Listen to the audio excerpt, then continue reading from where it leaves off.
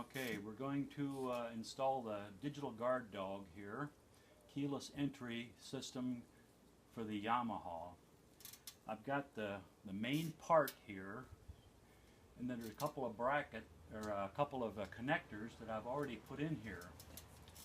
So I found the main harness by turning on the power switch.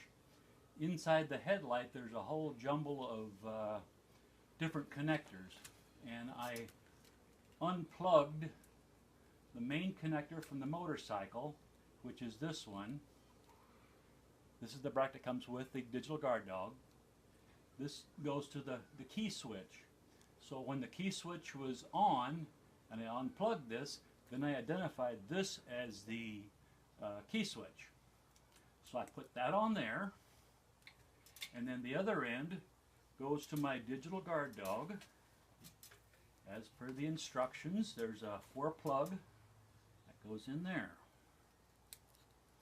Now, the other switch is the start and stop switch. And you have this T bracket here, and so you need to find which one of the plugs is the start-stop switch on your motorcycle. I had a hard time finding it, but finally, after turning the key switch on with the old switch still attached, I flipped my switch and I could start the motorcycle. When I unplugged this, I could not start it. So then I identified which was coming from the motorcycle and which one was not coming from the motorcycle. So I unplugged that and plugged this T bracket, which they talk about right here.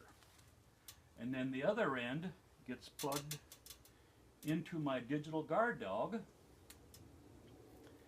And I've made all my connections necessary for my Yamaha Roadliner or Stratoliner. So then I took the ground wire, even though it's supposed to go straight to the battery, I set it just on a good ground to test it, and everything worked out fine. So now I've got to find a place to mount this piece because there isn't room in the headlight assembly.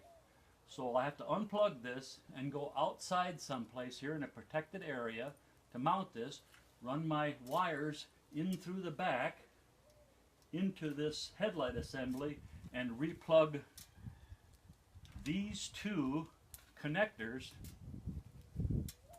back into my system, and then everything should work fine. And then the other wire, once I get it mounted, I'll run this one to the battery ground by putting a ring terminal here and clamping it there. Then it should all work the way it is. Okay, I have the Digital Dawg ignition system set up now, and so when I walk up here, having it had turned this off the last time I rode it, I walk up, I can hit the button to the on position, and nothing comes on unless I hit the remote here, which I have in the manual position. So as soon as I hit that, everything comes alive, and I can then start the motorcycle. And then when you turn it off, everything goes off. In the automatic mode, I have this in my pocket, and on mine it looks to be about 10 or 12 feet. I come over, it automatically turns on if I have this in the on position. If it's in the off position, it does not come on. So we'll get the other remote and I'll try that one. I'll show you. In the automatic mode instead of the manual mode, which I bought the second remote system, I can just leave that in my pocket. When I walk within 10 feet, I hit the on position, and as long as that's within 10 feet of the motorcycle, everything comes on and I can go ahead and start. Then when I'm finished, I turn it off and I walk away. If I'm further than 10 feet and someone flips the switch to on, it will be just totally black like it is in the manual mode, unless unless I'm within that close. I think after 30 seconds, it automatically just stays off, no matter if somebody turns it on or not, as long as I'm 10 feet away.